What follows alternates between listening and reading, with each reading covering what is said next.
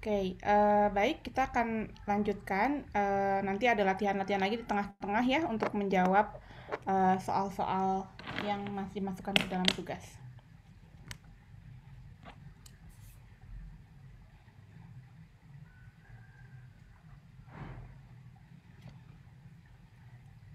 Baik, sebentar, saya coba geser dulu.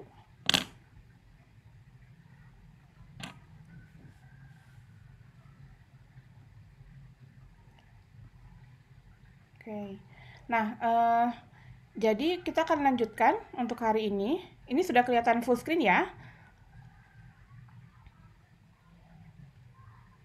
Halo? Sudah Bu kalau di Oke, saya. oke, thank you.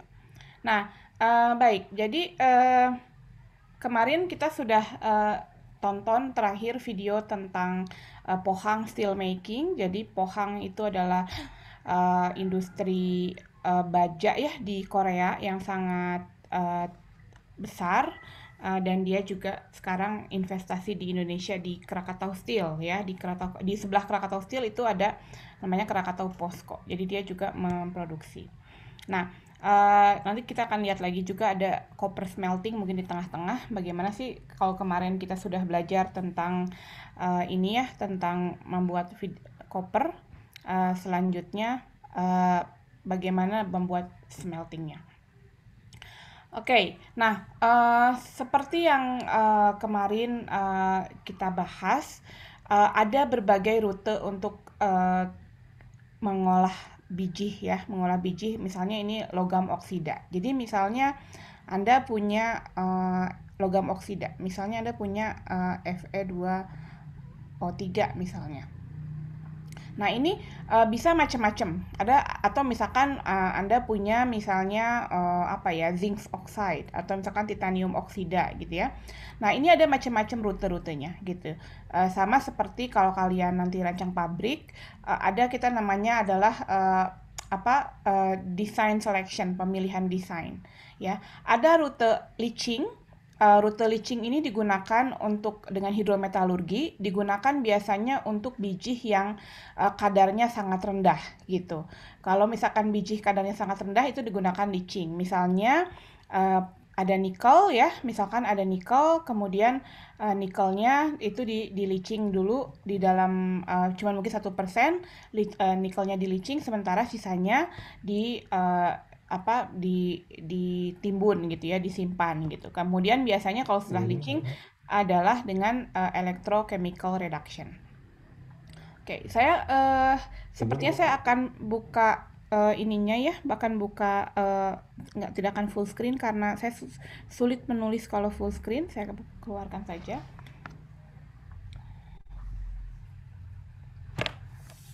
Oke, sebentar kan lagi.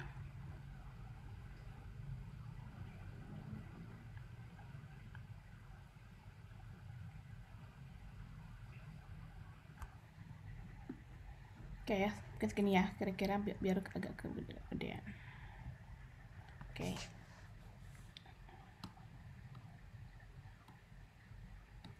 Nah, kemudian yang kedua adalah dari leaching ini bisa juga kita dibuat jadi kita kristalisasi, kita presipitasi secara selektif gitu ya. Misalkan jadi logam metal compound. Misalkan contoh, saya punya contoh misalkan biji nikel tadi.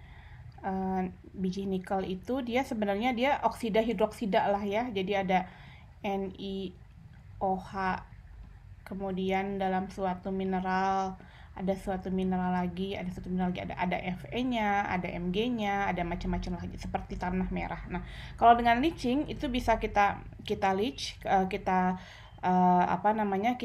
lakukan leaching, kemudian larutannya kemudian kita mungkin dipurifikasi, kemudian lakukan electrochemical reduction ya, elektrokimia, atau kita namanya presipitasi selektif ya. Ini misalnya dari nikel nanti jadi misalnya dari namanya kita bilang mixed hydroxide precipitate. Ini salah satu penelitian saya yang dari beberapa tahun lalu, tapi baru sampai mixed hydroxide precipitate, dan belum bagus ya. Kemarin terakhir angkatan 2016. nanti dari mixed hydroxide precipitate misalnya dibuat jadi nikel sulfat. Nah, nikel sulfat ini bisa bahan jadi katoda di bahan penyusun katoda di mobil listrik misalnya. Atau misalnya bisa juga menggunakan sulfidasi. Jadi sengaja si nikelnya ini sengaja disulfidasi agar menjadi metal sulfide atau namanya matte ya. Kadang-kadang ini sebutnya kalau perempuan ini bukan lipstick ya, bukan lipstick matte. Tapi si matte ini adalah dia sulfidasi. Dia bentuknya konsentrat juga. Jadi nikel sulfida itu yang terjadi di di Antam, dia disulfidasi, kemudian dia jadi nikel sulfide ya, kemudian dia dijual. Ini sulfide-nya kemudian di mana? Dijual ke smelter gitu, smelter di Jepang gitu. Atau kemudian contoh lain misalnya klorinasi. Klorinasi misalnya saya punya titanium oksida atau Fe TiO3 ini namanya ilmenit ya, biji-biji yang ilmenit yang ada di pasir. Nah, ini untuk mendapat titanium nanti kita akan lihat kenapa dia nggak bisa langsung direduksi oleh karbon. Kan kalau di diagram Ellingham paling gampang pakai karbon tadi ya. Ini nggak bisa, ini harus diubah dulu jadi TiO2, nanti dari TiO2 kemudian dia diklorinasi. Nah, ada juga mungkin yang paling sering untuk metal production yang umum adalah reduction ya. Ini bisa dengan karbon, bisa dengan reduktor yang lain. Ya. Ada juga contoh lain misalnya dia divolatilisasi, dia diuapkan selektif. Contohnya adalah logam seng atau logam magnesium karena dia titik lelehnya relatif lebih rendah dibanding yang lain. Jadi magnesium bisa menguap sementara yang lainnya masih dalam fasa padat gitu.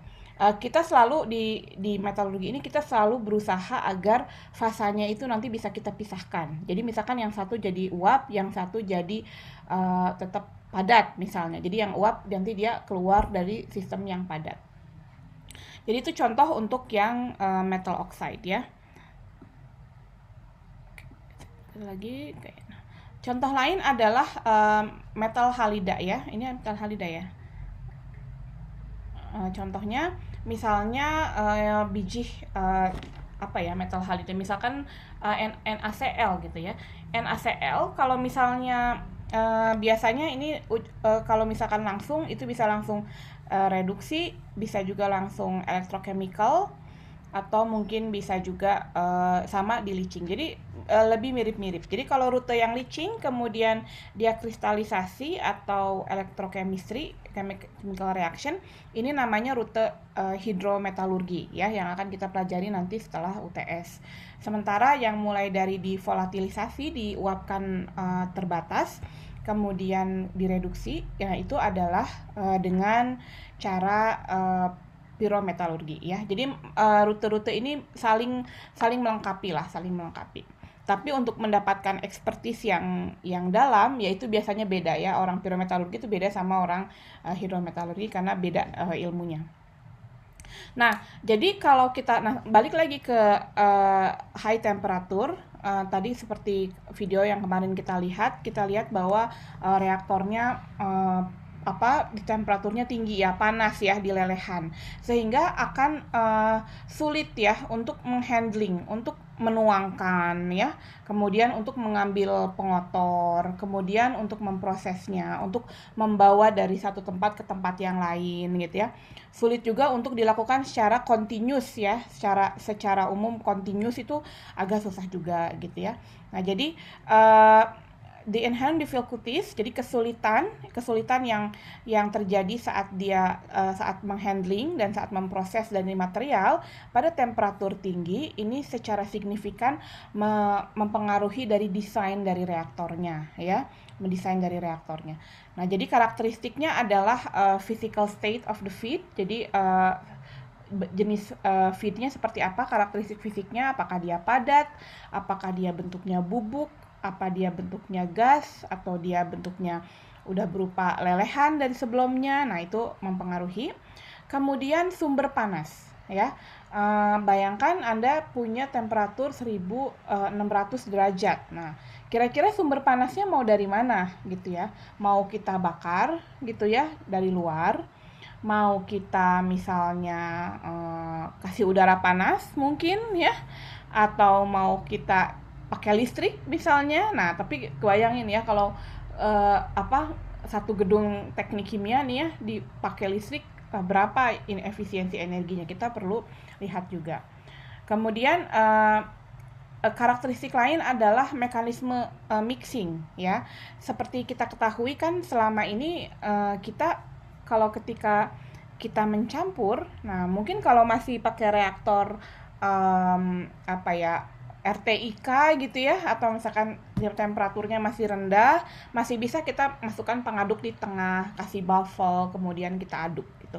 Nah, sementara kalau di pyrometalurgi kita nggak bisa ya masukin pengaduk atau masukin alat buat mengecek pengadukan gitu ya, ini nggak bisa. Nah, sehingga kadang-kadang mixing of reactants-nya ini bisa kita ganti dengan menginjeksikan gas inert biasanya. Jadi karena gas inert diinjeksikan ke cairan, nanti dia akan bubbling ya, swirling gitu ya, kayak contohnya di flotasi. Jadi sehingga kontak antar fasanya itu dia bisa saling mengkontak satu sama lain.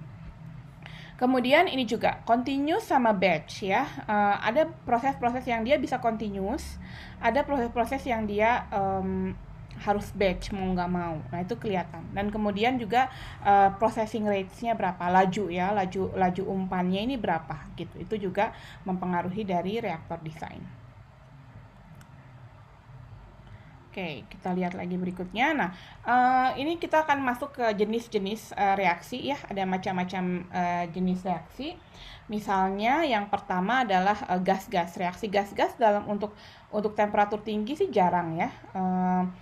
Jarang kecuali dan nggak ada gitu, misalkan kita ngereaksiin apa dan apa untuk jadi produk gitu, ini sepertinya jarang. Nah, namun kadang dia terjadi kalau misalnya ada homogeneous, ada fasa gas, ada reaksi yang terjadi pada temperatur saat dia pendinginan. Nah, jadi kadang-kadang maka akan terjadi smoke dan fume.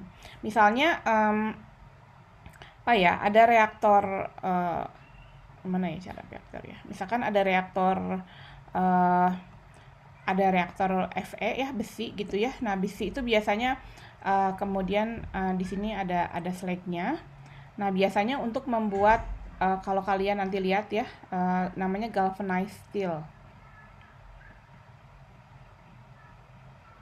Nah, galvanized steel ini dinamanya di reaktor IAF atau electric arc furnace. Untuk mendapatkan baja yang tergalvanisasi itu galvanize ya, jadi lebih tahan korosi lah kira-kira, dan mungkin agak lebih mengkilap gitu. Ini kita tambahkan seng ya, logam seng sini. Nah, sehingga dia mencampur kemudian menjadi alloy. Nah, seng ini dia punya tekanan uap yang cukup tinggi. Apa artinya? Kalau tekanan uap cukup tinggi berarti pada temperatur di 1600 derajat ini, seng ini gampang banget dia nguap gitu. Jadi tekanan uap ya, dia tekanan uap. Kemudian sehingga dia banyak menguap sebagai seng vapor ya, dalam fasa gas gitu.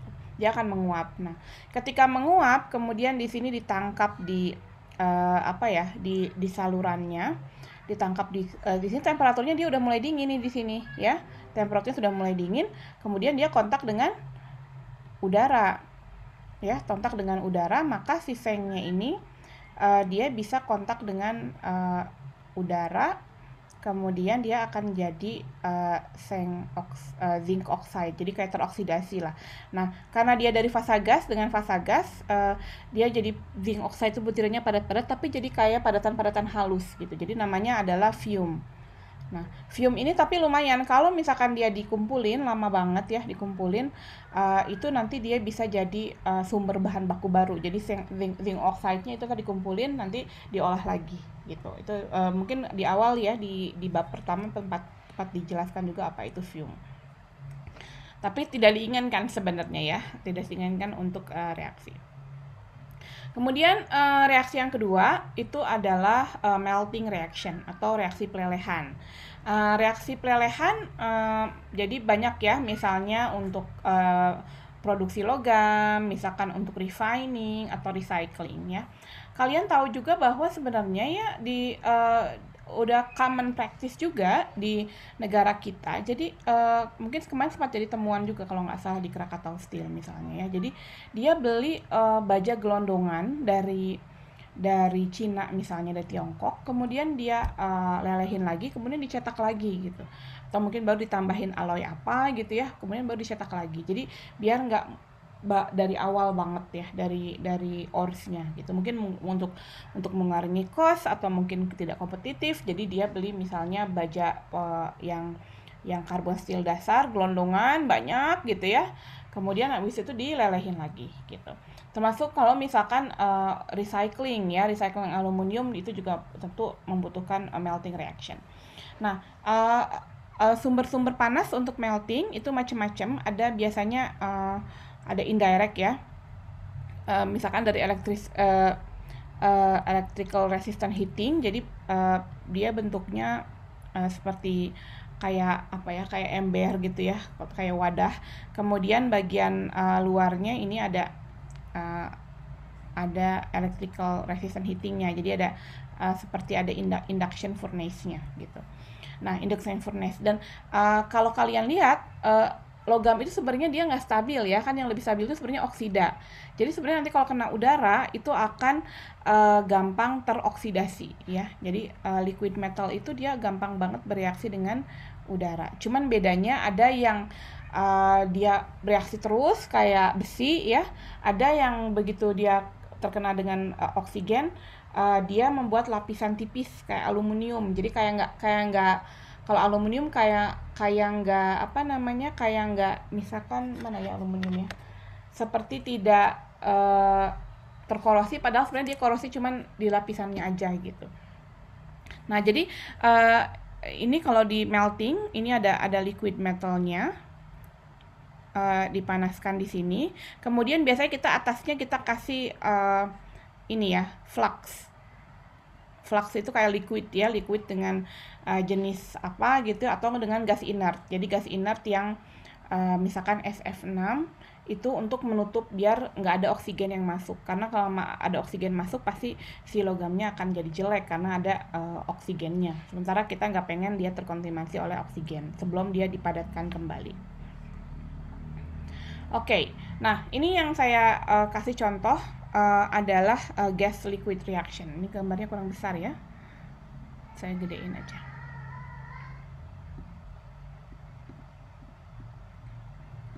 Ya, nah di liquid gas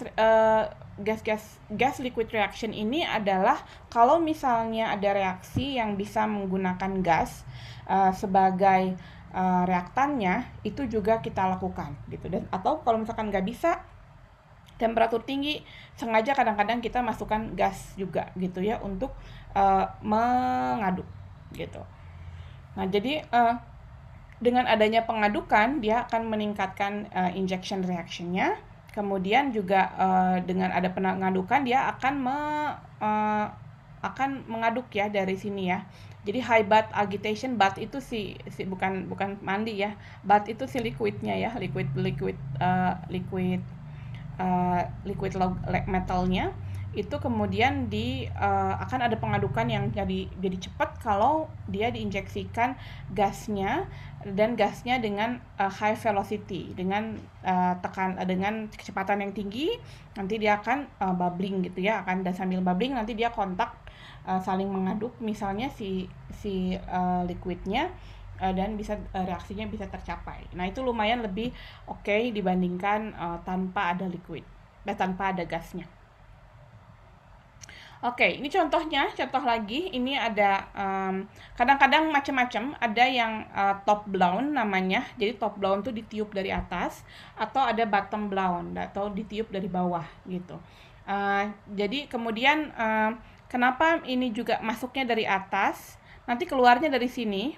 Jadi nanti bathnya tuh dimiringin gitu. Jadi karena nanti di bagian sininya ada yang handle-nya ya, ada kayak apa dikerek gitu ya, ada buat nahannya, nanti diatur, nanti dia biar bisa dituang. Jadi misalkan bat levelnya misalkan seperti ini gitu. Jadi ini contoh untuk smelting reaktor. Jadi feednya bisa cairan atau bisa solid dan cairan. Dan kemudian produknya adalah ada off gas ke atas, kemudian ada liquidnya juga. Nah, untuk smelting, untuk steel smelting, kira-kira kita biasanya bisa pakai gas atau fuel, atau kadang-kadang bisa juga pakai karbonnya di sini, atau kadang-kadang reaksi ya, kadang-kadang dia bereaksi. Kalau dia bereaksinya eksotermik, nanti dia akan jadi panas juga gitu, seperti itu bisa juga. Specific rate-nya itu antara 0,5 sampai 5 ton per meter kubik hour. Jadi gede banget ya, lumayan cepat. Jadi makanya kelebihan dari pyrometalurgi itu dia rate-nya cepat. Dalam 1 jam dia untuk per meter kubiknya bisa membuat 5 ton. Jadi misalkan kalau kira-kira 1 ton itu, misalkan reaktornya 1 meter kubik cuma bisa menghandle 1 ton, berarti kan kira-kira waktu tinggalnya sekitar 60 menit dibagi 5 ya, jadi sekitar 12 menit. Jadi cepat reaksinya, dari dihitung dengan batnya di sini, di gasnya akan pengadukan yang cepat, reaksinya terjadi cepat, cepat kesetimbangan, dapat hasil reaksi, kemudian beres, kemudian bisa dituang. Jadi itu contoh yang smelting reaktor. Oke. Dan ini kalau fasanya fasa cair ya, jadi temperaturnya lebih tinggi. Nah, ini berikutnya kalau ini ya, liquid reaction. Ini banyak. Contohnya ketika kita buat kaca ya, kalau kita mau bikin kaca nih, kaca jendela. Di kaca jendela itu pertama kita kan buat lelehan silika ya, direaksikan lelehan silika. Nanti lelehan silikanya nanti kita alirkan ke liquid. Saya lupa liquid bawahnya tuh apa ya, liquid timbal kalau nggak salah. Jadi di sini nanti dia ngalir ke arah sini, sementara yang di bagian bawahnya ngalir ke arah sini. Di sini kita menggunakan sifat di mana immiscible ya, ketidak larutan ya. Jadi immiscible ya. Jadi larutan seperti misalnya ada lelehan slag, ada lelehan matte, ada lelehan besi ya, misalkan lelehan logam, lelehan metal liquid metal, itu dia punya berat jenis yang berbeda ya, massa jenis yang berbeda, bisa jadi viskositas yang berbeda, dan dia tidak larut dalam masing-masingnya gitu. Contoh seperti air sama minyak gitu.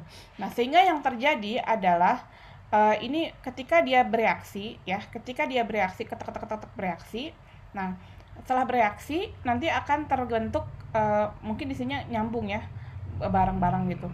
Kemudian akan terbentuk yang ini akan settling ke sebelah sini, mengalir keluar, yang warna pink. Yang biru juga mengalir ke bawah, yang biru sebelah sini sama yang sebelah sini gitu. Nah, jadi contohnya ini namanya adalah reverberatory furnace. Kemudian nanti si liquidnya yang inginkan kita tapping di daerah sini, dan kita harus memastikan agar tidak ada liquid yang carry over ke liquid 1, liquid 2 yang carry over ke liquid 1, sementara liquid 2-nya dituang ke sini. Nah, yang liquid 2 ini biasanya slag ya, atau misalkan liquid 2 yang kita pengenkan, kemudian liquid 1-nya slag, tergantung dari seberapa ringan logam tersebut. Kemudian nanti yang ini di tapping, disimpan sebagai produk samping misalnya. Kemudian yang liquid 2-nya kita tapping kita ambil ya, tapping itu diambil sebagai liquid yang kita inginkan.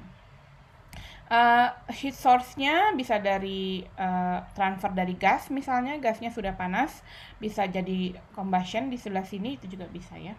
Seperti itu. Kemudian yang populer juga yang banyak adalah gas solid reaction ya. Gas solid reaction nih, jadi contohnya ada shaft furnace, ada rotary kiln, ada flash reactor atau entrain atau fluidized bed ya. Kita di teknik kimia cukup familiar dengan gas solid reaction, misalnya untuk keperluan semen ya, misalkan untuk keperluan misalkan semen, atau kalau shaft furnace ini contohnya nanti adalah blast furnace. Kalau kemudian ada juga flash reaction atau entrain flow. Kalau kalian ikut kuliah batubara, entrained reaktor ya. Atau di kuliah batubara juga kalian juga belajar tentang fluidized bed ya. Oke. Nah, ini contoh shaft reactor. Contohnya nanti salah satu aplikasinya adalah di pembuatan besi baja yang tadi yang kemarin kita tonton. Ini misalnya direct gaseous reduction, misalkan reduksi, kemudian atau misalkan limestone calcination. Kemudian heat source-nya bisa dari electric arc, bisa dari panasnya gas masuknya udah panas, ketemu misalkan solid, kemudian dia akan memanaskan, itu bisa macam-macam. Atau mungkin ada combustion di sebelah sini, terus gas panasnya ikut memanaskan sampai ke atas, itu juga bisa. Oke, jadi dari tadi banyak banget ya jenis-jenisnya ya. Nah, kita lanjutkan ya. Kemudian rotary kiln ya. Ada yang tahu rotary kiln ada di mana? Kalau kalian belajar PIK versus industri kimia ya, ada di yang besar itu biasanya di semen ya, di semen. Jadi kalau di semen itu macam-macam. Biasanya solidnya masuk, padatannya masuk sebelah sini. Kemudian dari sini itu ada gas atau fuel ya.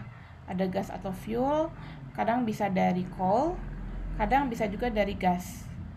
Atau natural gas ya, di natural gas.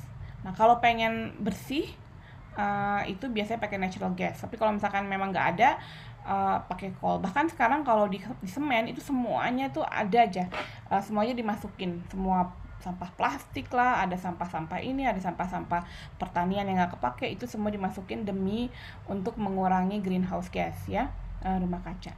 Gitu. Jadi hidrokarbon biasanya ada. Nah, kemudian dia tuh rotary kiln dia bentuknya miring, begitu miring dan dia sambil berputar ya. Dia berputar artinya sambil jalan. Nanti dia jalan ke sini sementara panasnya jalan ke sana sehingga nanti dia akan bereaksi.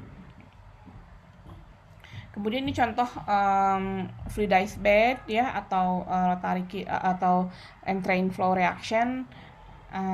Ya ini kita bahas di kuliah yang lain saja ya, di kuliah batubara.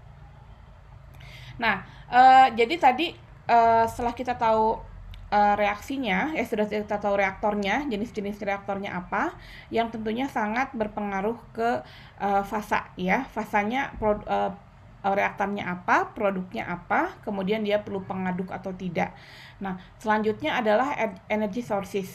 Nah, energy sources itu sama seperti teknik kimia, kita bisa dapat dari reaksi kimia. Kalau reaksinya udah eksotermik, maka kita akan pakai itu, gitu ya. Kalau misalkan bukan dari situ, bisa juga kita pakai combustion dari hidrokarbon, ya. Kalau nggak bisa juga kita pakai electrical energy, misalkan pakai elektrokimia, tapi kita akan lihat nanti perbandingannya gimana ya. Untuk selanjutnya adalah bagaimana kita konservasi energi.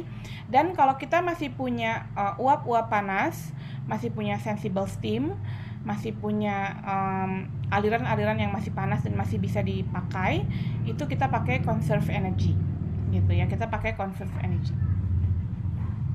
Gitu ya. Nah, seperti kalau misalnya di contohnya sensible energy itu misalnya nanti di semen juga kita pakai udara hasil pembakarannya itu kita counter current sama material yang masuk. Jadi dia akan memanaskan material yang akan masuk. Oke, mungkin sampai sini dulu. Ada yang mau bertanya dulu? Sampai saya cukupkan di sini dulu. Ada yang mau bertanya?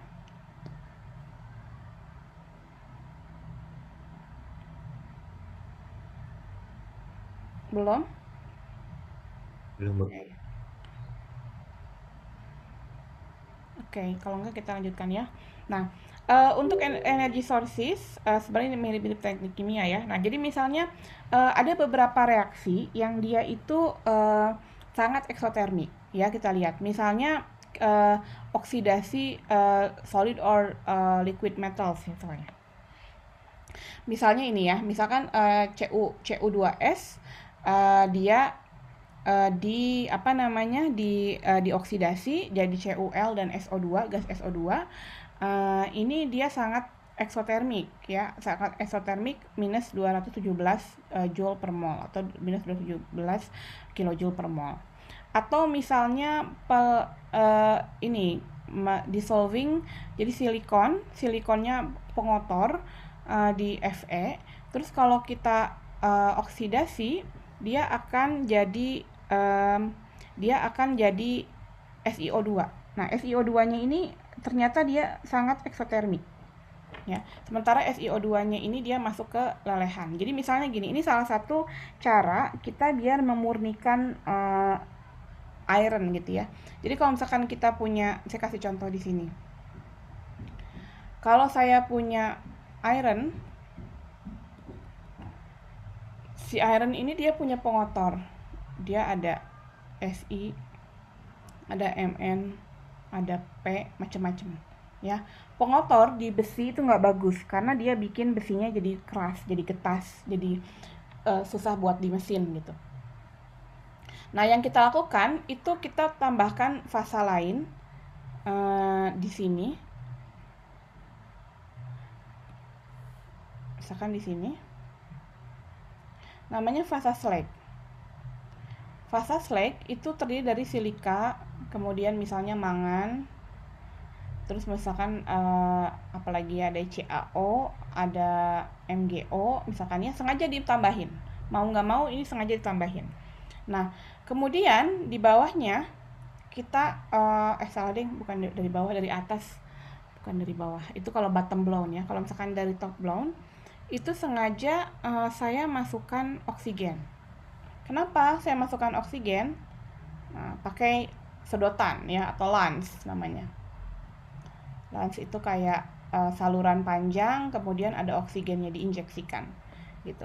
Nah, gunanya apa? Gunanya untuk mengoksidasi semuanya di sini, termasuk silika ya. Nah, jadi ketika si silika atau misalkan masih ada karbon nih di sini ya. Nah, ketika silikanya ini diinjeksikan sama oksigen, maka nanti dia akan jadi SiO2. SiO2 itu dalam keadaan lelehan dia lebih mau nempel ke yang mana?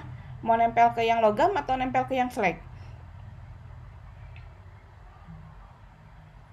By default dia pengen sama hostnya dong ya. Kalau dia punya silika di sini, kayak droplet, kayak kalian kocok-kocok minyak sama air. Walaupun pertama kali ada dropletnya, tapi lama-lama nanti dia akan pindah ke atas ya.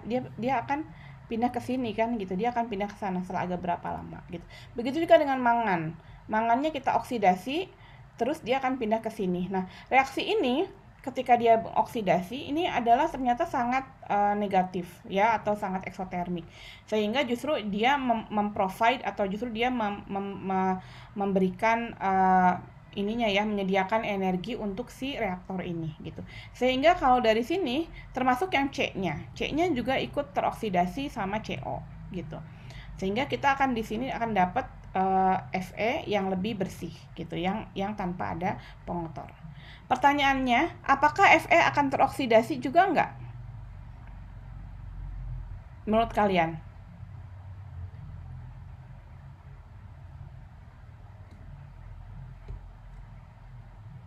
Ada oksigennya diatur supaya nggak teroksigen. Gimana? Siapa ini, Raihan? Nggak tahu, mungkin diatur gitu kadar oksigennya supaya CFA-nya juga teroksigen. Nah, betul. Jadi nanti kita diatur. Nah, mumpung Raihan punya backstage-nya, nanti Raihan bisa simulasiin terus liatin ke kita ya. Bener nggak sih yang dikatakan Bu ini? Nah, jadi nanti kita atur caranya gimana agar si Fe nanti ya, Fe in Fe ditambah O2, itu kan dia juga jadi FeO ya sebenarnya ya. gitu. Jangan kebanyakan hilangnya gitu. Jadi nanti reaktornya diatur kapan FE-nya reaktor ini harus di stop, jangan kelamaan. Kalau kelamaan nanti ada urutannya siapa dulu yang kena baru FE gitu. Dilihat dari nanti diagram Ellingham-nya. Waktu saya S3 teman saya tuh sekarang dia dosen di McMaster University ya di Kanada. Dia tugasnya itu mensimulasikan ini gitu. Cuman ribetnya itu karena di sini ada fasa gas, ada fasa slag, ada fasa logam, kemudian dia nyampur bareng, kemudian dia simulasikan dari kinetikanya termasuk mass transportnya ya segala macam pakai programming untuk tahu kapan dia harus berhenti gitu. Kemudian dia validasikan ke industri. Ternyata memang butuh sekitar 20 menit ya untuk sekitar 5 ton dengan oksigennya. Nah, oksigennya juga sengaja diinjeksikannya dengan supersonik. Jadi pakai Mach number berapa. Jadi benar-benar injection jet ya. Jadi oksigen jet gitu untuk dihitung biar cepat gitu. Jadi sekitar 20 menit dari awal sampai akhir gitu. Nah, ini bahkan kalau dihitung itu hasil perhitungan oksidasinya ini justru jauh lebih ternyata bisa meledak ya. Nah, sehingga sengaja kita tambahkan di sini ada namanya scrap iron atau besi-besi tua yang sengaja memang ditambahin ke sini buat dia menyerap kelebihan dari energi gitu ya. Jadi itu baik lagi itu contoh untuk chemical energy. Oke, nah atau ini hidrokarbon fuel kita juga bisa pakai. Biasanya kalau memang butuh karbon, jadi walaupun reduksi dengan ada karbon, itu selain dia melakukan reduksi logam, itu juga dia menyediakan panas untuk si reaktornya tersebut. Kemudian electrical energy ya, banyak juga yang kita menggunakan electrical energy, misalkan pakai resistance atau inductance ya, atau pakai arc electric arc furnace, atau misalnya pakai plasma. Kalau plasma ini dia temperaturnya bisa sampai 5.000-an ya. Jadi lokalisasi gitulah 5.000 derajat Celcius gitu. Keuntungannya kalau kita pakai energi listrik itu tidak terkontaminasi oleh fuelnya. Kalau kita pakai tadi rotary kiln, ada karbonnya di dalam, dia kontak sama si raw materialnya, di raw materialnya ikutan agak kotor gitu. Tapi kalau pakai electrical energy ya tentu mahal, tapi juga ada kontaminasinya di sini ya. Nah, dan nggak ada kontaminasinya. Sementara itu temperaturnya itu dibatasi oleh reaktor material dan juga heat lossesnya juga lumayan banyak. Jadi ini energinya sangat intensif ya.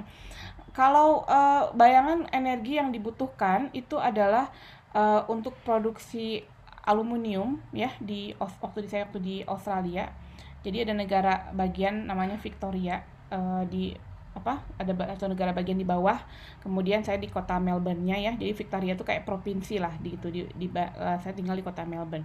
Nah, di situ ada pabrik aluminium ya, karena Australia punya bauksit yang banyak, kemudian ada smelting aluminiumnya untuk produksi aluminium namanya Alcoa.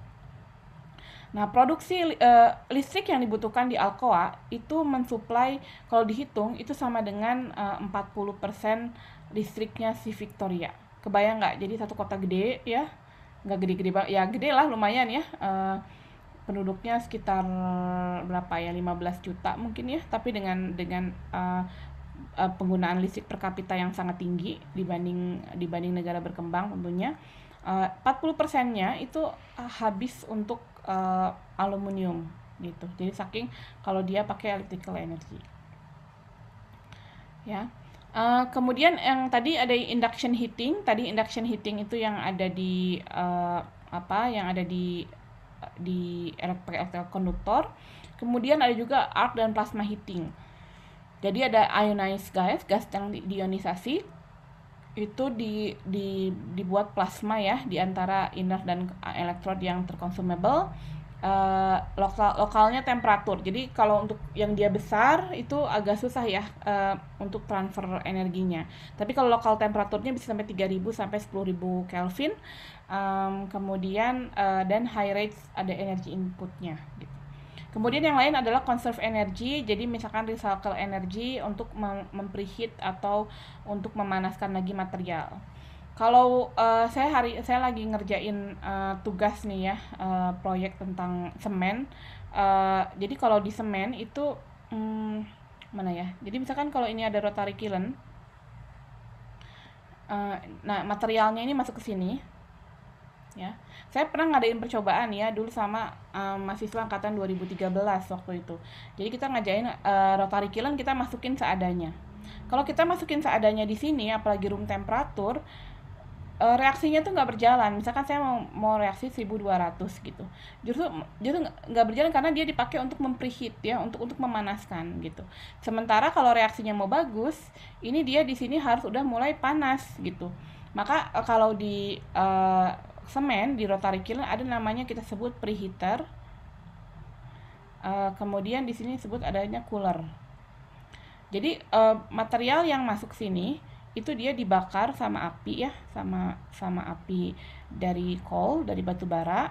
Nah, nanti udara panas. Jadi ntar di sini si semen ini akan jadi namanya clinker.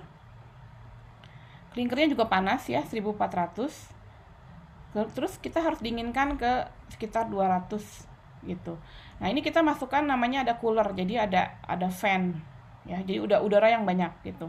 Nah, fan ini kan dia akan akan ngambil panas ya si clinker, kemudian dia nyambung juga dengan si api, juga jadi memprovide atau menyediakan oksigen ke sini, juga ikutan ngebakarin si coalnya. Nah, ini gas panas ke sini. Nah, gas panas itu digunakan ke preheater ini. Nah, preheaternya itu kalau nggak salah ada sampai 4 gitu ya, ada 4 preheater. Jadi sebelum masuk ke sini. Jadi si raw mix itu yang kita sebut raw mix di semen sebelum masuk ke sebelum masuk ke rotary kiln, ini namanya rotary kiln. Dia dipanaskan dulu pakai udaranya yang bekas pendinginan dan dari reaksi yang panas gitu.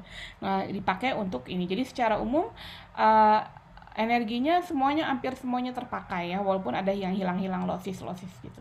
Ini dipakai untuk preheat the material. Oke, kita lanjutkan.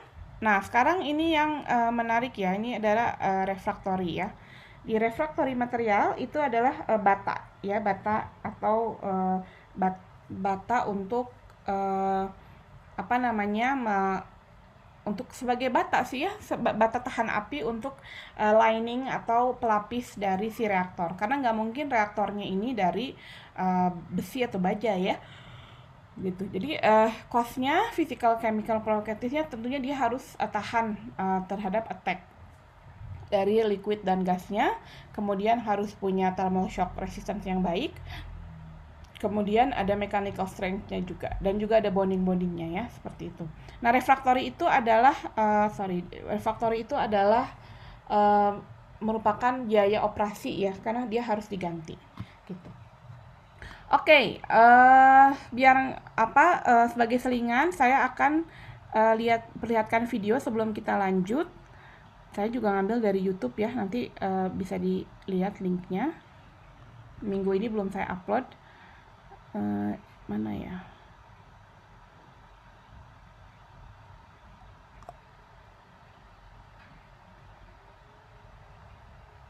Baru yang oke. Mungkin kita coba lihat yang smelter ya. Saya belum share ya. Karena ada 2, satu lagi yang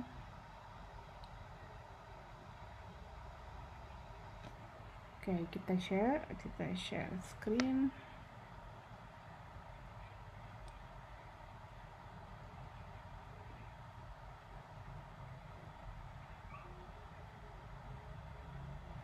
Coba ya, lihat. Ini contoh dari copper smelter.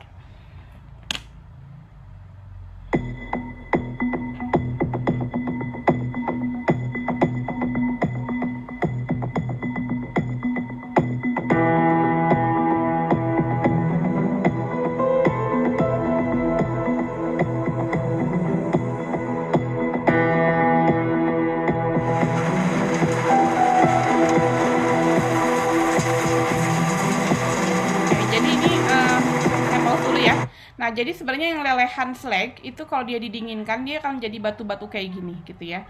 Kalau udah jadi batu-batu kayak gini kan dia bingung mau diapain ya. Jadi kadang-kadang ini sengaja di grinding, sengaja digiling untuk misalkan bisa jadi bahan baku konkrit untuk jadi jalan misalnya, atau tapi kadang-kadang di slag ini masih ada mineral-mineral yang masih sebenarnya logam-logam yang masih bisa dipakai, bisa diambil. Nanti perlu diambil lagi dengan cara leaching gitu. Jadi ini yang lelehan yang merah-merah sebenarnya, tapi dia udah dingin, jadi dia bentuknya seperti batu, seperti lava yang sudah membatu.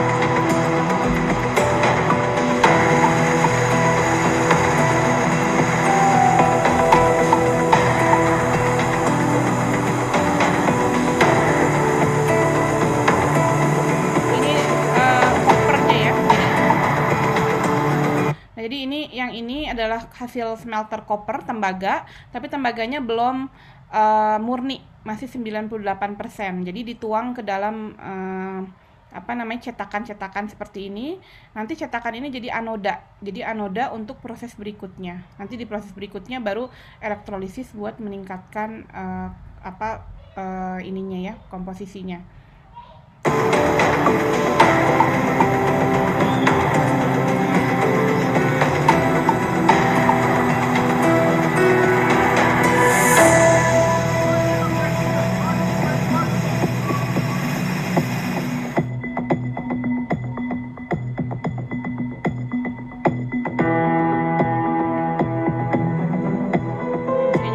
Utility sistemnya sama ya, ada cooling water.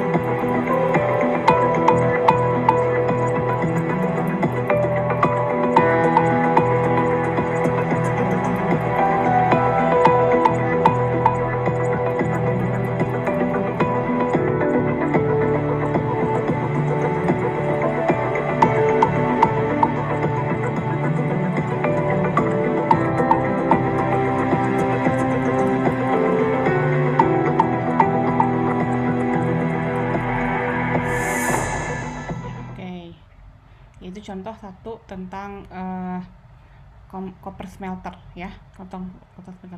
Kayaknya ada satu lagi tentang blast furnace, nanti sambil saya cari lagi ya, saya lupa nyimpan di mana. Oke. Kita nanti bahasannya ada di yang berikutnya ya, di tentang bagian setelah kita membahas tentang yang copper. Oke, saya akan lanjutkan ke yang ini tentang refraktori material tadi. Nanti ada blast furnace rundown-nya. Sepertinya ntar sekalian aja pas lagi saat video blast furnace. Dia besar sekali, bentuknya ini seperti kita membuat batu bata gitu ya. Tapi batu batanya batu bata yang tahan api seperti itu. Nah, ini akan masuk ke balik lagi ini akan masuk ke cost refraktorinya ya. Jadi refraktori, kemudian dia akan jadi operating cost, kemudian kadang-kadang dia cuma bisa 2 tahun, 3 tahun gitu. Karena ketika temperatur tinggi di refraktori itu di tiap-tiap reaktornya tadi dia akan bahkan kontak dengan misalnya CaO dengan silika gitu. Nah, yang satu tuh sifatnya basa CaO, sementara silika itu misalkan sifatnya agak-agak asam. Nah, jadi lama-lama dia akan mulai termakan ya, seperti itu. Oke, jadi itu pemilihan-pemilihan reaktor. Nah, selanjutnya kita akan masuk ke subbab yang baru, yaitu proses-proses apa saja yang kita aim at separation. Maksudnya adalah proses-proses yang ditujukannya, karena proses-proses yang ada di sini itu sebenarnya di metodologi biasanya rata-rata ingin agar sambil untuk menseparasi, untuk memisahkan.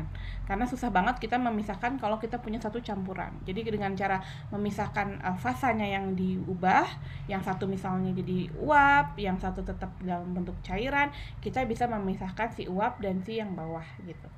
Kalau di teknik kimia misalkan dengan cara absorpsi misalkan atau distilasi, nah kita pisahkan ya dengan satu panas, jadi yang satu lebih mudah menguap, yang satu masih dalam bentuk cairan gitu, misalkan seperti itu. Oke, kita lanjutkan di sini. Nah, jadi ada beberapa jenis, yaitu pertama dengan separation via the vapor state, pemisahan dengan cara uap. Kemudian ada juga chemical changes in the solid state atau perubahan kimia ya di fasa padat. Kemudian ada juga reaksi yang sengaja dilakukan pada saat liquid phase reaction. Ya, kita lihat satu-satu. Nah, oke. Nah, jadi teknik untuk memisahkan logam atau misalnya metal compound atau misalkan logam oksidanya atau misalkan senyawa logam itu bisa kita lakukan dengan formation of vapor. Kurang gede ya ininya. Bisa kita lakukan dengan formation of vapor atau saya gedein dulu.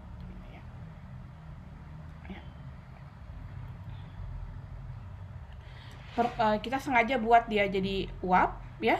Kemudian atau misalnya kita buat dengan kita reaksikan dengan gas lain gitu. Misalnya kita sengaja memanaskan suatu logam ya, misalkan jadi dari M yang fasanya solid atau liquid, kita panaskan jadi G gitu ya, misalkan jadi gas. Nah, nanti akan ada K-nya, berapa yang dia akan ada di fasa uap dan berapa yang dia dibagikan dengan aktivitasnya gitu. Ya. Atau yang kedua adalah si logam ini kemudian si MX misalnya logam misalnya MgO atau jangan MgO deh.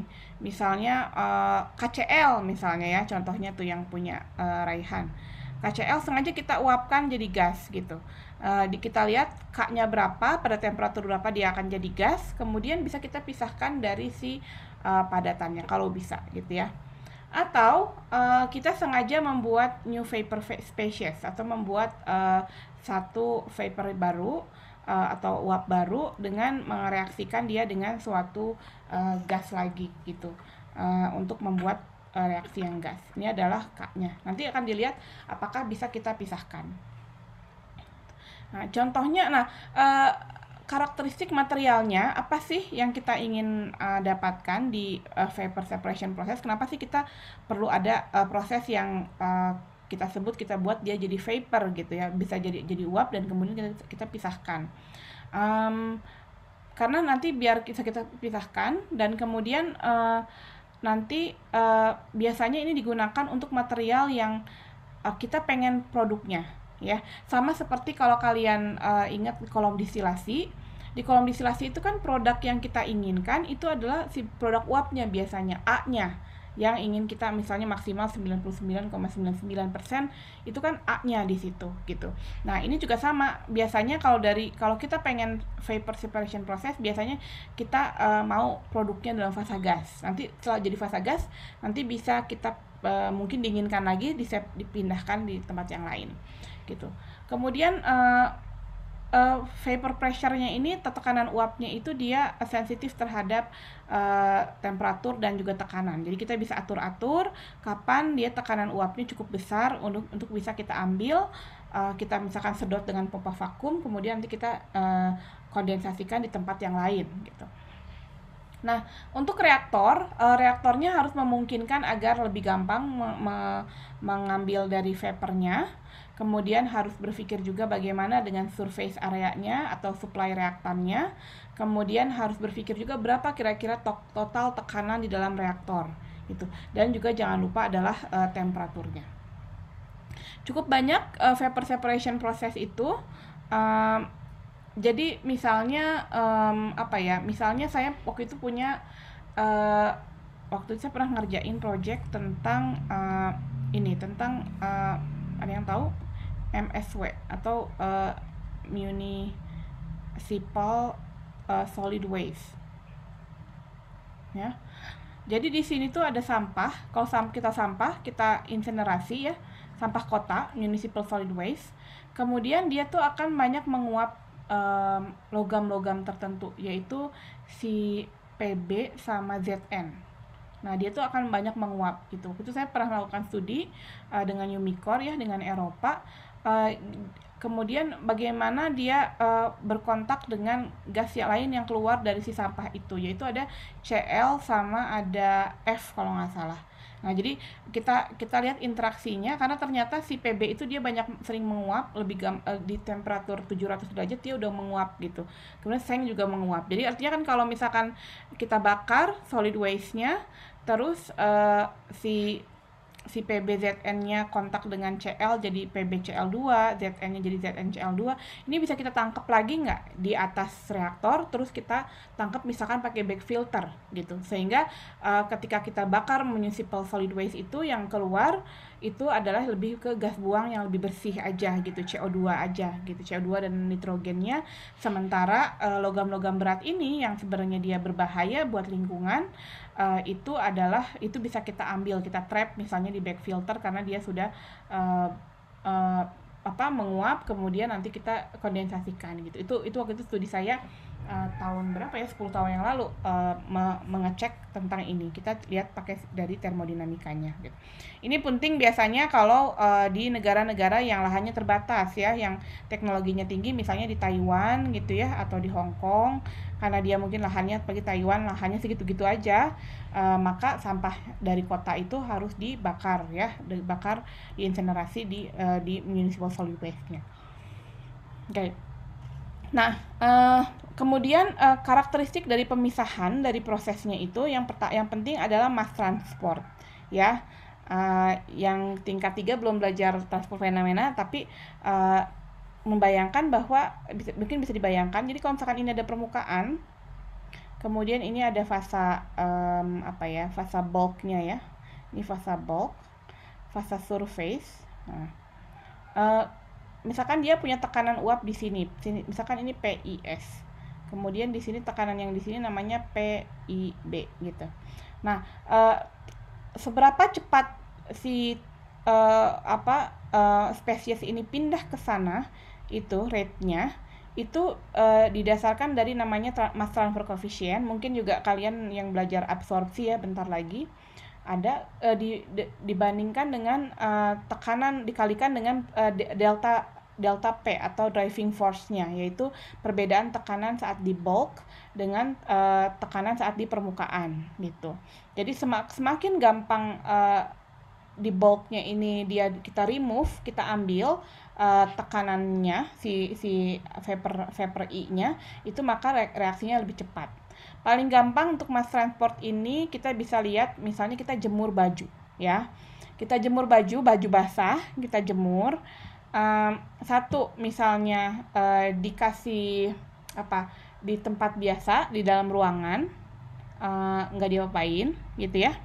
Sama misalnya kita jemur baju, terus kita simpan di luar yang ada matahari, kemudian kena angin. Nah, mana yang lebih cepat kering?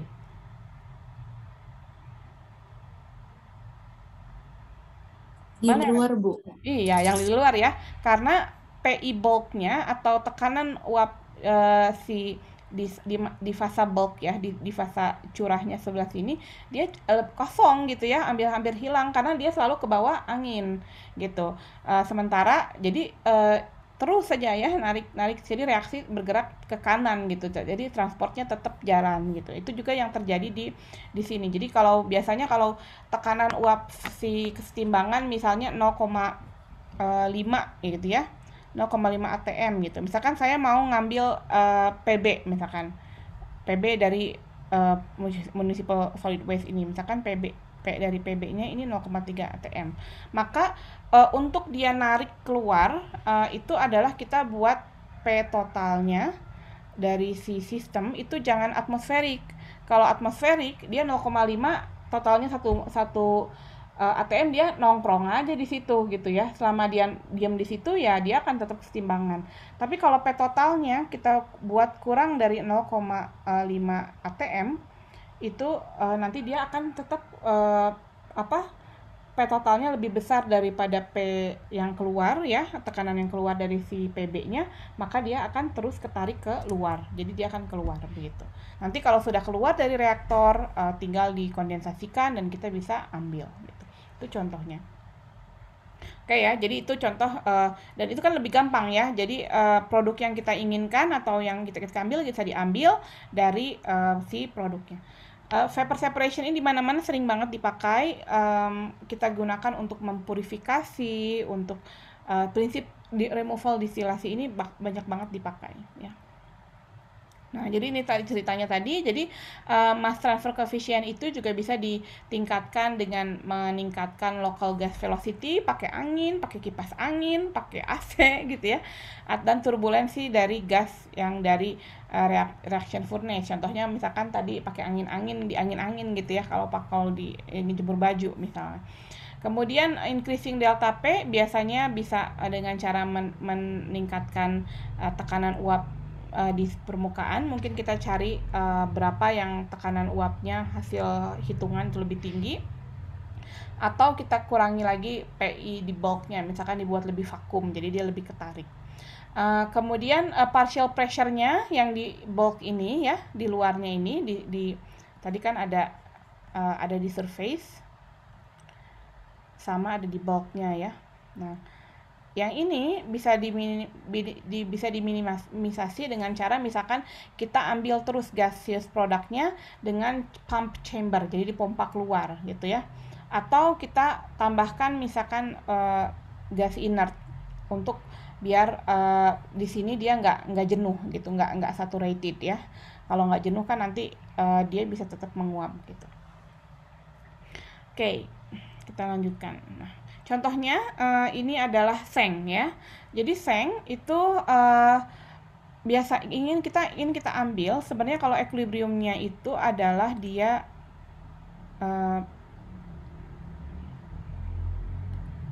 ya seng itu kita pengen sebenarnya dia reaksinya dia gampang banget menguap. Jadi reaksinya adalah seng oksida sama dengan seng gas ditambah setengah O2.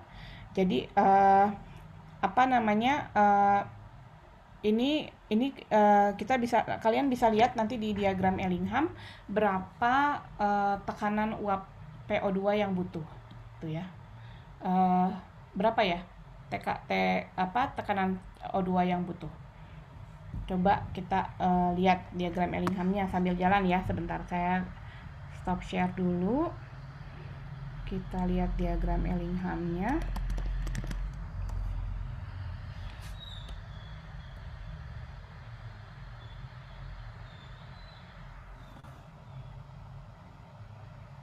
Oke, kita coba lihat. Misalnya ini kita share screen desktopnya.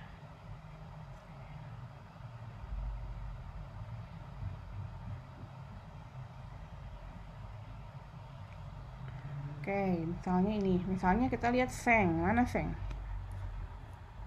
Misalnya ini ya, kalian bisa lihat nggak di bawah sini?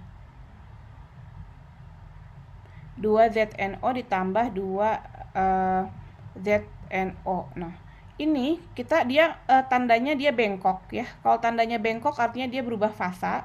Dan kalau dia tandanya putus-putus di sini artinya dia dalam fasa gas. Ya, kalau kalian lihat di bawah, ini dia fasanya gaseous produk gitu ya. Nah, jadi di sini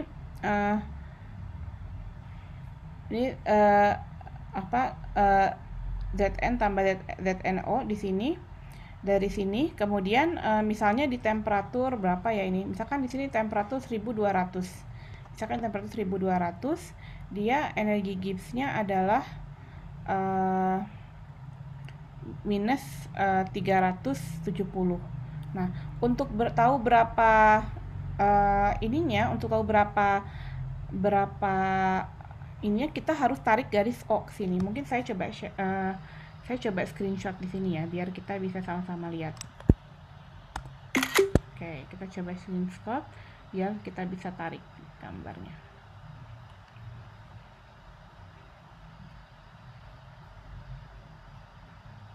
Kita tambah aja dulu.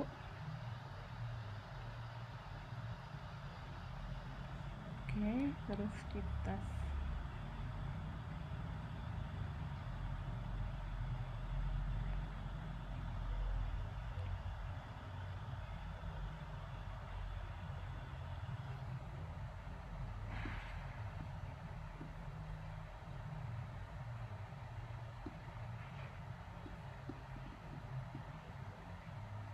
Oke. Ya, anggap kayak gini ya. Oke. Biar gampang ditarik, gampang dicoret-coret. Misalnya saya mau warnanya lebih merah aja. Ya. Kayak misalnya saya mau zinc oxide ya. Di sini saya mau 1200 derajat atau 1150 misalnya. Di sini temperaturnya. Oke, jadi T-nya 1150 derajat. Oke. Nah, kita bisa lihat ke sini energi Gibbs-nya sekitar berapa ya? Kita lihat ke sini, insert line misalnya. Dari sini.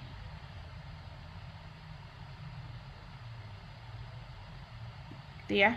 Kira-kira sekitar, kalian baca ya nanti di situ berapa, sekitar 300 berapa?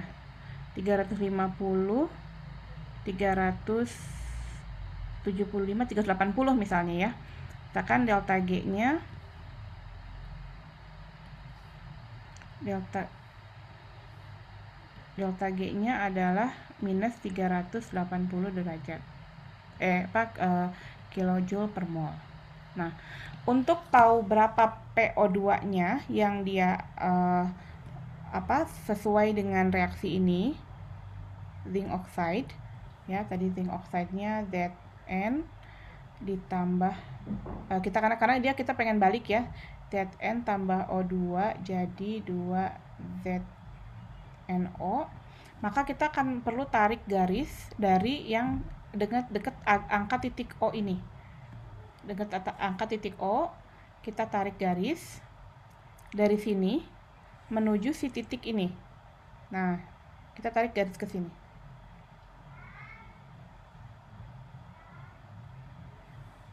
Kita tarik, kita lihat grafiknya. Berapa? Kalian bisa baca?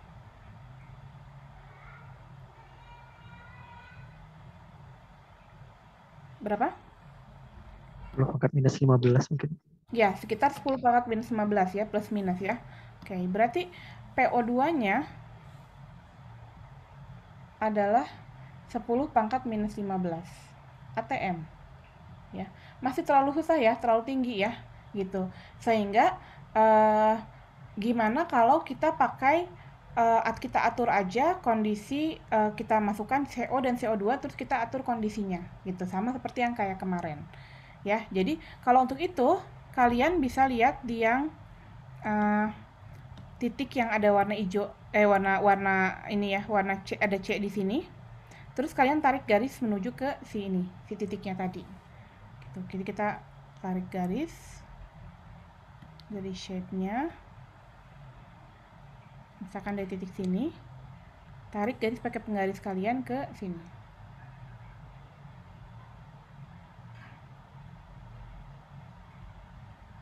Berapa? 10. 10 ya. Nah, lebih gampang kita menarik itu ya. Lebih gampang kita membuat di sini, di titik betul, di titik yang 10 tadi. Nah, di sini kan ya. Nah, ini kan sekitar 10. Nah, berarti tadi apa tuh bilangnya? PCO ya. CO per CO2-nya kira-kira 10. Nah, jadi mendingan daripada pakai O2 itu kita pakai lihat ininya saja gitu. Jadi kalau balik lagi ke yang tadi, in practice ya tuh. In practice, the oxygen partial pressure may be controlled by using the mixtures of CO and CO2 gases gitu. Jadi kalau ini kita untuk agar reaksinya bergeser ke kanan, maka kita buat biar di sininya lebih rendah ya, biar dia lebih rendah sehingga reaksinya bergerak ke kanan. Jadi high partial pressure may be obtained at a low PCO2 and PCO ratio, high activity of ZNO, and condition when the equilibrium constant is high. Yang pertama dari yang ini dulu, equilibrium constant.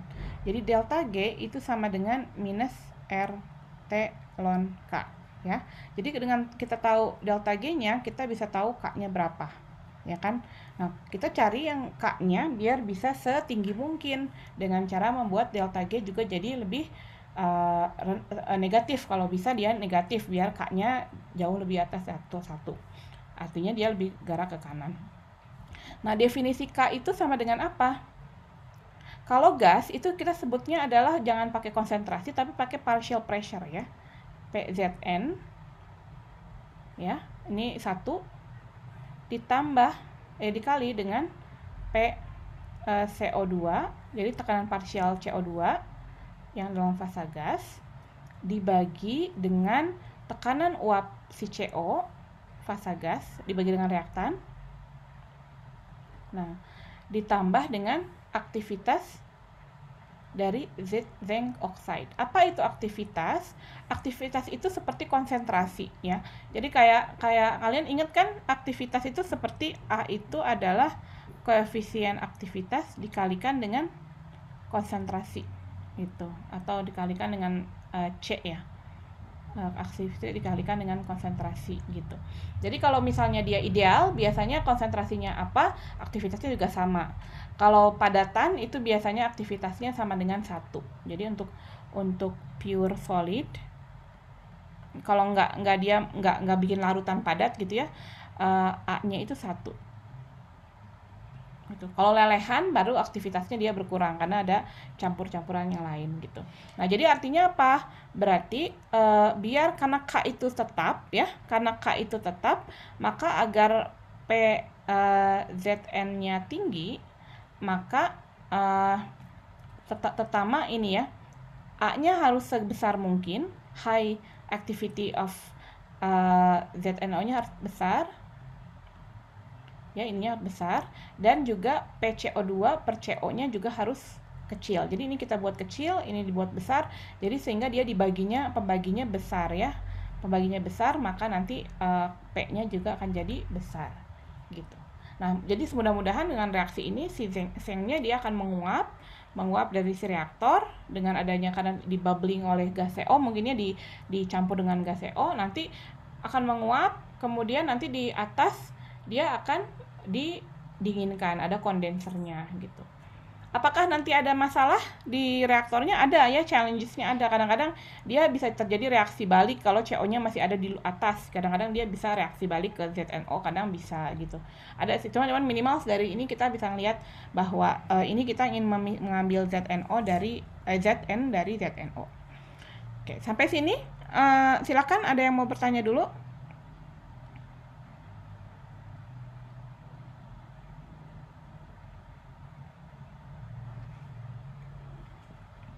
Ada yang mau bertanya dulu sebelum dilanjutkan?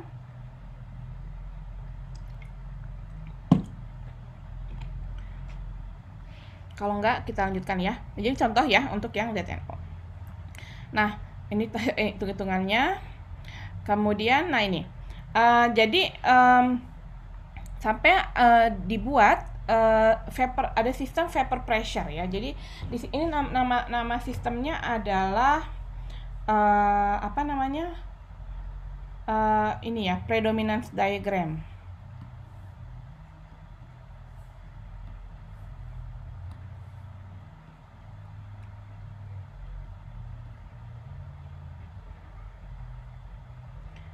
Ya, predominance diagram itu melihat kapan saya akan dapat ZNO atau kapan saya akan dapat Zn gitu di titik yang mana gitu.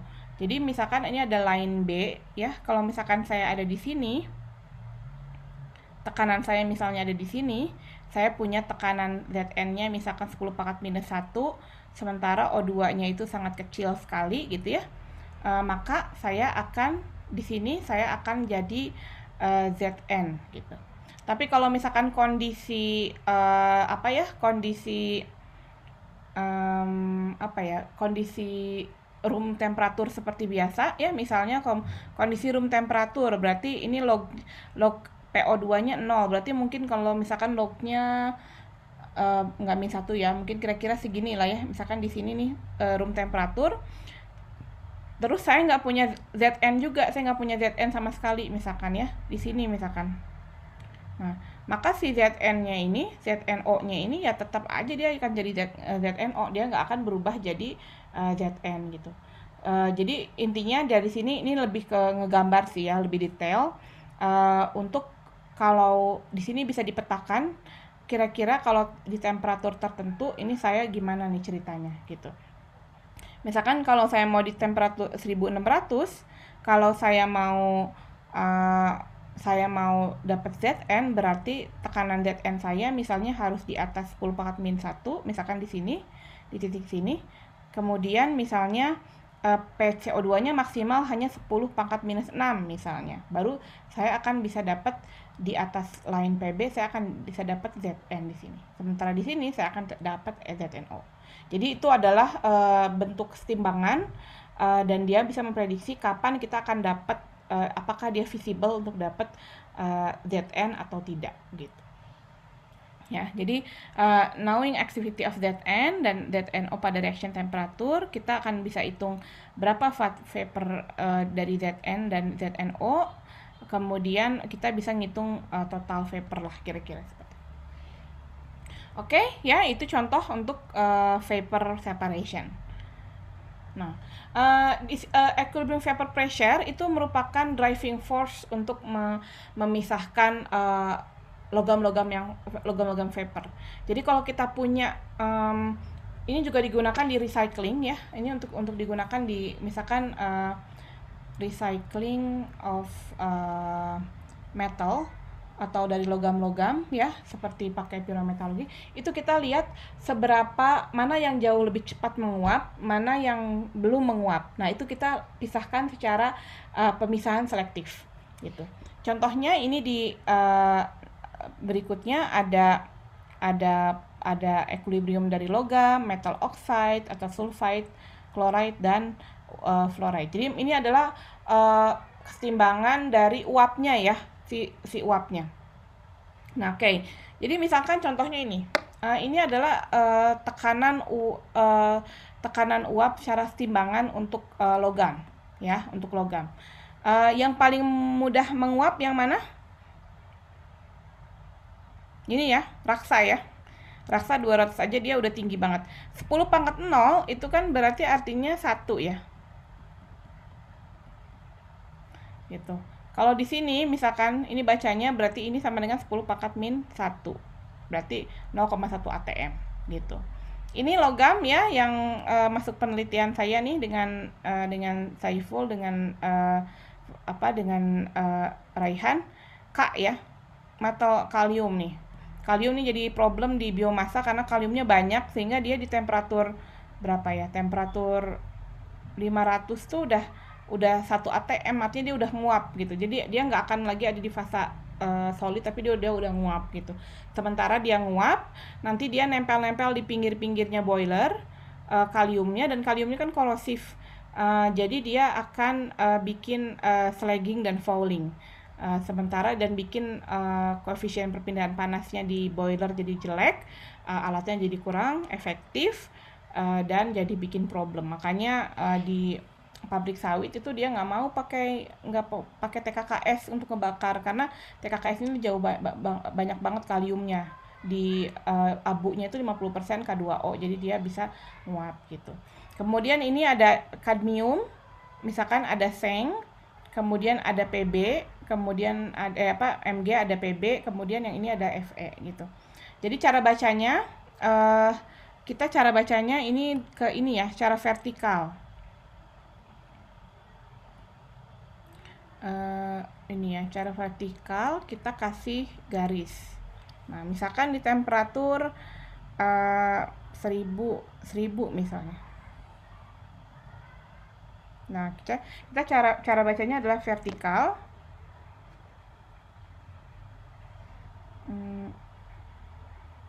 Misalkan gini ya.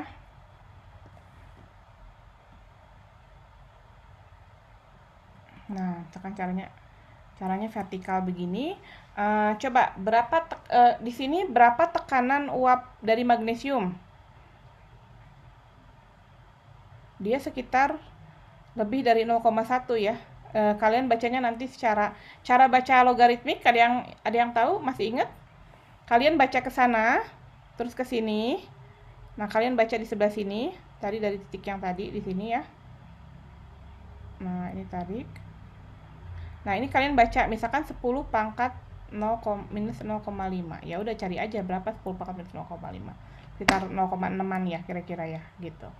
Terus artinya kemudian di sini ada PB, kemudian di sini ada Fe. Fe-nya kalau turun ke bawah pasti dia masih di bawah gitu. Jadi misalnya kalau kalian pengen misahin magnesium dari Cu misalnya ya. Ya udah kita buat aja pemisahan secara kita buat di temperatur 100 ya, tapi harus cek juga sih dia duanya misalkan harus dibuat jadi leleh gitu.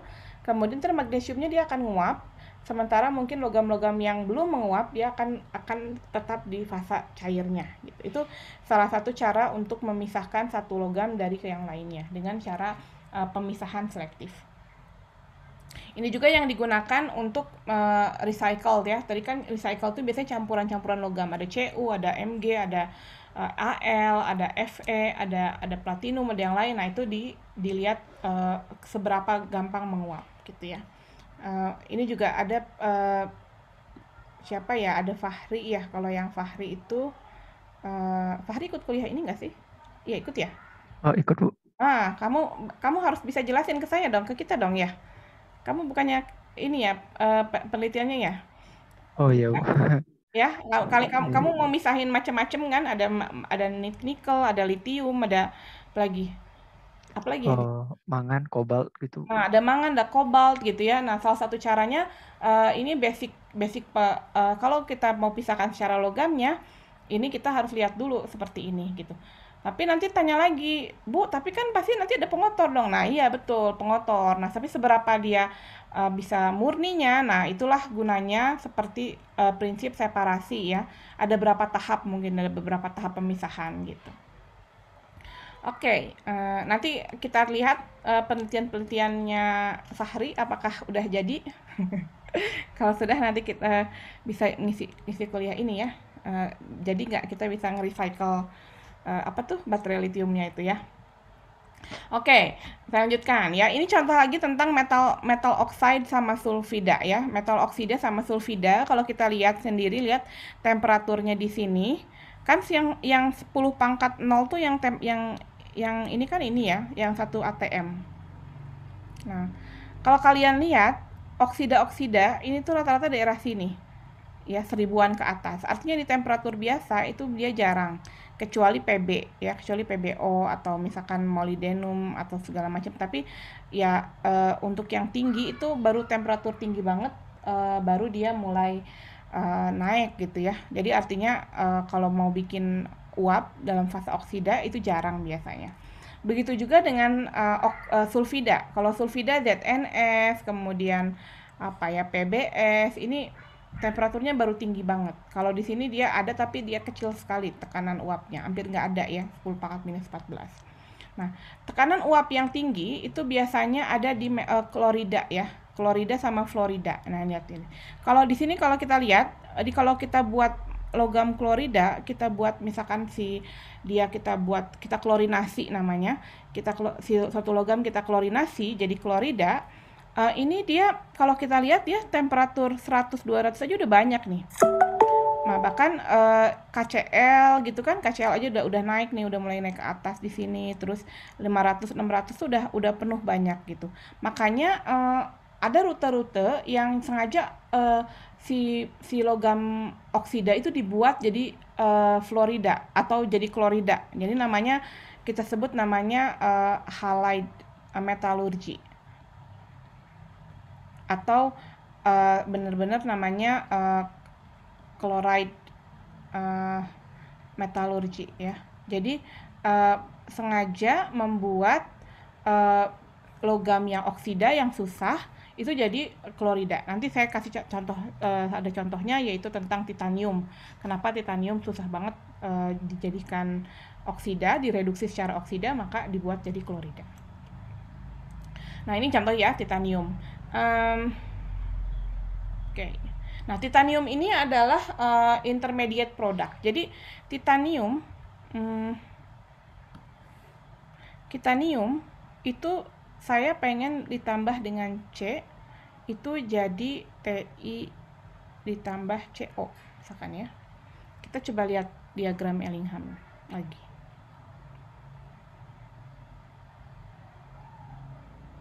Ini saya masih screen sharing ya. Titanium, kita lihat titanium. Berapa temperatur yang harus saya dapat?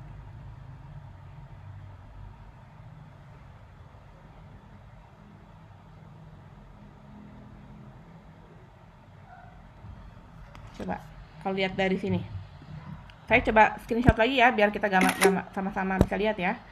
Titanium. Oh, nggak kelihatan temperaturnya. Sini deh.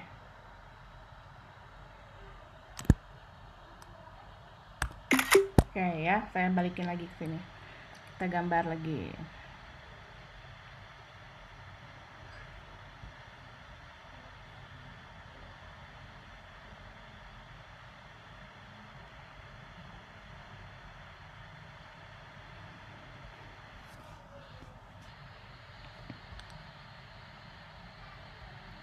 Kita insert lagi.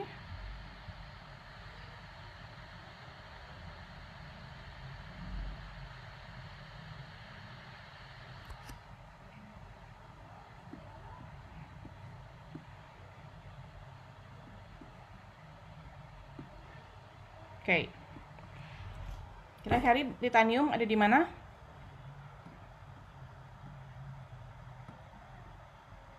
Ini ya, titanium yang ini ya. Oke, kelihatan nggak? Ini ya. Titanium. Ini titanium. Ini garis titanium. Kemudian dia kan harus kontak kalau saya mau buat TiO2 ditambah dengan C jadi Ti ditambah CO, maka kan saya dapat titik ya. Harus ngambil garis ini, garis yang putus-putus ini sebenarnya garis yang si CO ya. Nah, kira-kira temperatur segini di titik ini ya. Ini titik antara ada garis yang C ditambah O jadi CO. Sini.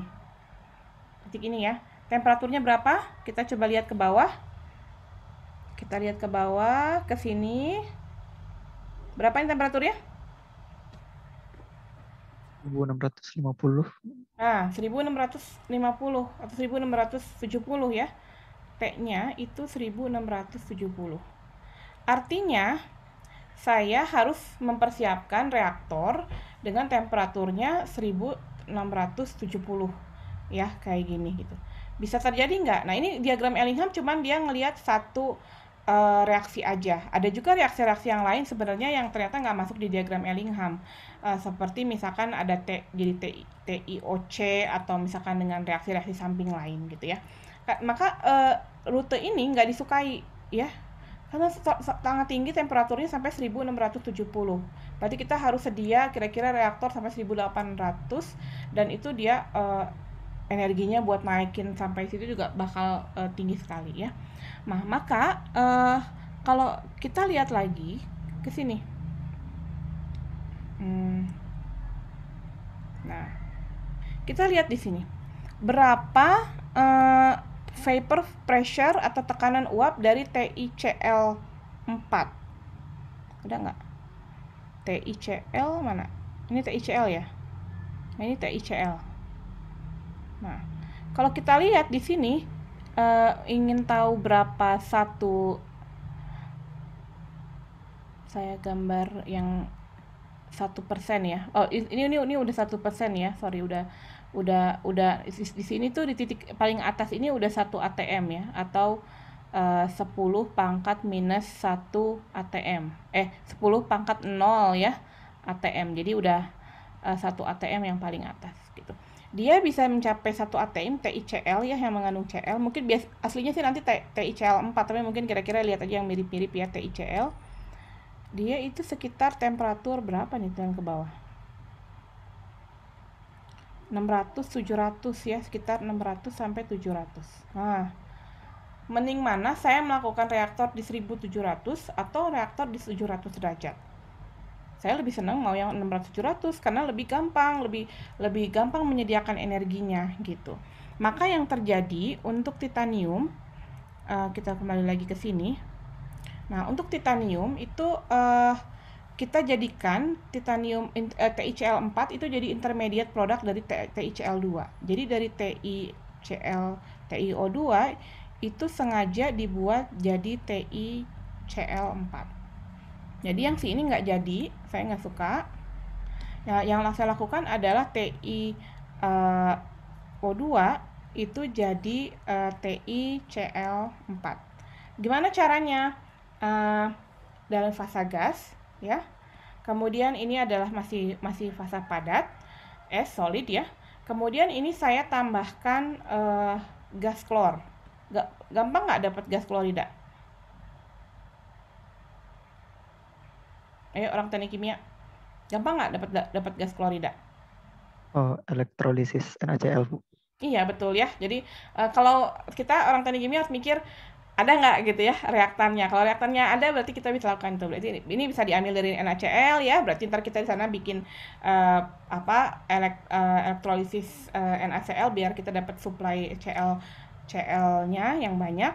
Kemudian nanti baru dikerjakan. Nah, tapi kadang-kadang ini ternyata nanti kalau dilihat energi Gibbs-nya itu kita perlu ditambah, biasanya kita tambah karbon biar dia lebih reduktif gitu. Namanya karboklorinasi. Jadi ini tambah gas CO. Itu sengaja. Jadi kembali lagi adanya karbon tuh lebih mempermudah dari energi Gibbs-nya. Nah, nanti TiClO2 diapain nih? Nah, TiClO2 selanjutnya saya udah dapat TiClO2 ya. Nanti ini kita reduksi. Jadi reduksinya kita buat jadi dari TiCl4 bukan dari TiO2. Nah, setelah itu saya tulis di sini aja di atas ini. Si TiCl2 karena nggak mungkin direduksi sama karbon lagi ya, karena ini karena karbon, maka kita reduksi pakai logam lain. Ntar jadi titanium yang padat. Nah, nanti di reaksi berikutnya namanya reaksi Kroll proses, nanti namanya Kroll proses. crawl proses itu apa namanya, ini adalah dia pakai reduktornya pakai magnesium. Jadi pakai magnesium logam. Nah, jadi kalau misalkan ini Ti ditambah MgCl2 dalam bentuk liquid gitu. Jadi di sini sengaja dikontakin dengan logam magnesium sehingga nanti kalau Anda lihat di energi Gibbs-nya dia bisa sedikit positif atau negatif ya, kita dilihat. Nah, sehingga titaniumnya ini bisa jadi titanium dalam bentuk padat, sementara MgCl-nya ini dalam bentuk liquid. Kalau kita lihat di sini, titaniumnya gas ya, TiCl4-nya gas. Magnesiumnya liquid ya, dia kontak blok. Udah gitu tiba-tiba nanti bereaksi dia akan ada Ti dalam bentuk es. Jadi dia akan jadi butir-butir titanium. Ada butir-butir titanium sama ada magnesium Cl2 sebagai produk samping, liquid. Cair sama padat bisa dipisahin? Bisa ya, lebih gampang. Jadi nanti titaniumnya diambil secara batch, nanti kemudian MgCl-nya ternyata di recycle lagi untuk jadi MgL dan klorinnya. Jadi nanti prosesnya nanti akan berulang gitu. Itu makanya kenapa kalau misalnya titanium nanti kita lihat kenapa dia bakal jadi harganya mahal gitu dibanding dengan Fe2O3 karena cukup panjang jalannya, harus ke dari sini pun titanium pun nggak dari titanium ya, ini sebenarnya dari FeTiO3 dulu diubah jadi titanium oksida, pakai asam sulfat dulu diubah jadi titanium oksida, dari sini jadi TiCl4, dari TiCl4 baru jadi Ti. Jadi panjang ceritanya gitu. Nah, di sini juga ada jadi dalam industri lebih sering pakai TiCl4 atau pakai chloride metalurgi untuk beberapa komponen karena dia punya vapor pressure yang jauh lebih tinggi gitu. Kemudian tapi nanti ada difficulty ya, misalkan ada oksiklorida, ada vanadium oksiklorida dan macam-macam, itu nanti akan jadi kayak pengotor untuk di bagian praktikalnya ya. Oke, tampaknya cukup ya dari sini. Saya pikir nanti minggu depan saya akan lanjutkan ke bagian compound formation, contoh-contoh yang lain, dan juga langsung hari Selasanya lagi kita akan lanjut ke tentang blast furnace atau lebih ke bagian utama ya, penjelasan tentang reduksi oksida gitu ya. Oke, sampai sekarang ada yang mau ditanyakan? Nggak ada? Ibu, saya mau tanya tuh. Boleh, silakan Nafila. Tadi pas di TiCl itu, kenapa reduksinya harus pakai Mg, Bu? Kenapa pakai yang lain gitu? Ya, betul. Itu boleh pakai Mg, boleh pakai yang lain. Itu lebih karena ininya aja sih, karena practicality-nya aja. Jadi di situ Mg-nya udah dalam bentuk liquid, dia lebih gampang kontak dengan gas. Sementara logam-logam yang lain tuh di temperatur 700-800 tuh dia bentuknya udah padat gitu. Jadi kalau mau pakai reduktor Al juga kayaknya boleh. Jadi kita tahu, mungkin saya share lagi ya di sini. Kenapa dia pakai ini nih? Coba kita lihat di sini. Kenapa dia harus pakai logam Mg ya? Kenapa dia harus pakai logam Mg? Karena kalau kita mau mereduksi, itu sebenarnya kita bisa pakai logam-logam yang dia sebenarnya di bawahnya dari sini. Coba ya kita lihat. Coba mungkin masih ada waktu, saya akan coba ngelihat di sini. Misalkan titanium, energi Gibbs-nya adalah berapa ya? Misalkan ini Mg-nya gaseous, kondens, ini dia udah temperaturnya agak tinggi ya di sini. Misalkan dia di 1000-an ya, misalkan di sini. Nah, di sini kalau yang pertama coba kita cek lagi. Oh, ini salah deh, saya ngelihatnya harusnya kita lihatnya yang chloride ya, diagram Ellingham yang chloride metalurgi. Nanti jadi ada nggak tadi di yang tadi chloride metalurgi?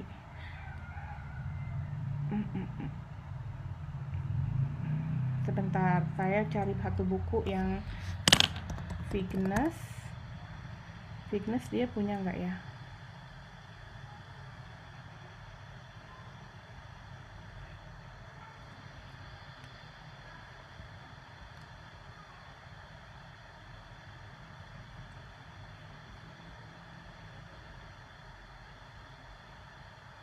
Oke, intinya ini saya coba share lagi aja.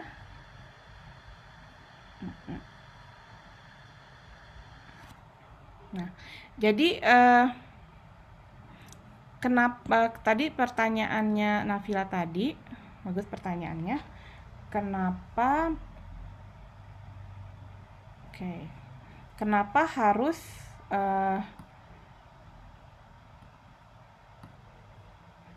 harus TICL 4 ditambah dengan Mg gitu ya? Kenapa nggak logam L ya? Kenapa nggak logam yang lain?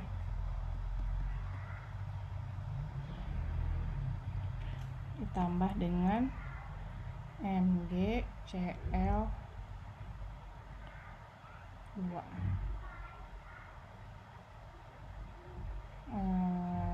L. Nah, nanti kita harus cari datanya. Saya nggak harus cari dulu ya. Nanti kita harus cari diagram. Ini coret ya. Kita harus cari diagram Ellingham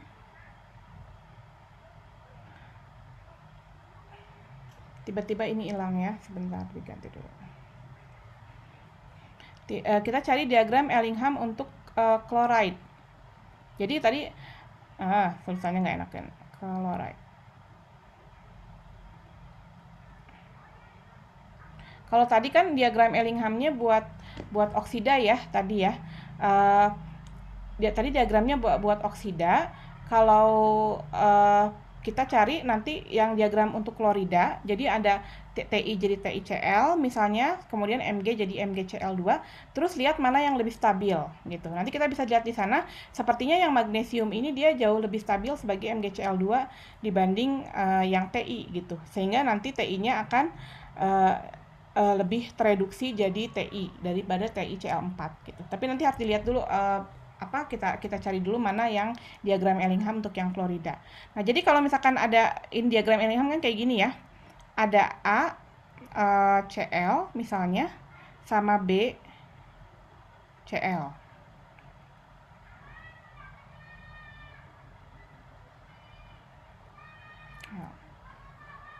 Ya. Dengan BCl gitu. Nah, yang bisa mereduksi suatu logam A itu adalah logam yang kloridanya dia lebih stabil. Kebayang nggak? Jadi Mg ini nanti kita bisa lihat dia dalam bentuk klorida lebih stabil daripada TiCl4 gitu. Maka nanti reaksinya akan berjalan. Kemudian kenapa pemilihannya harus magnesium? Kenapa nggak yang lain? Misalnya saya nggak tahu ya aluminium atau apa gitu ya. Tergantung juga dari fasanya. Jadi ini gas lebih gampang kontak dengan liquid. Droplet dari liquidnya kontak dengan gas. Itu lebih gampang daripada kita punya bubuk-bubuk logam, bubuk-bubuk padatan gitu. Nah, sehingga di temperatur tersebut kan ini temperaturnya nggak terlalu tinggi ya, sekitar 700-800. Itu dia magnesium udah dalam fase liquid metal, sementara yang lain masih dalam fase padat. Gitu. Gitu, Nafila menjawab? Menjawab, Bu. Ya, oke. Jadi tapi kembali lagi karena ini benar-benar saya ngambil contoh dari industri ya, nanti pasti akan dilihat yang paling praktikal ya, nanti berikutnya di bagian minggu depan mungkin di bagian produksi titanium kita akan lihat juga reaktornya harus kayak gimana nih gitu ya, biar dia bisa menghandle gas, liquid, solid dan another liquid gitu. Gimana cara reaktornya unik-unik memang gitu. Yang lain ada pertanyaan lagi? Kalian udah lihat tugasnya belum? Bisa ngerjain sendiri nggak? Atau masih ada perlu sesi tutorial?